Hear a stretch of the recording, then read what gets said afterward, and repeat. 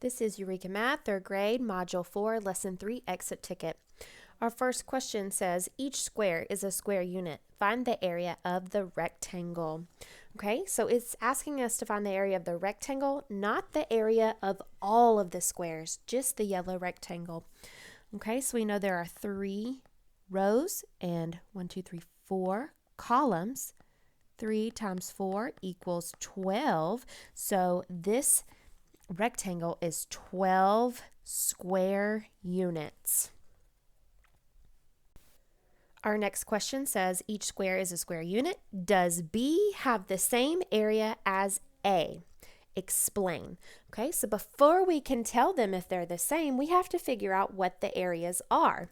So A is 3 rows times 4 columns. 3 times 4 equals 12. The A is 12 square units. Let's look at B.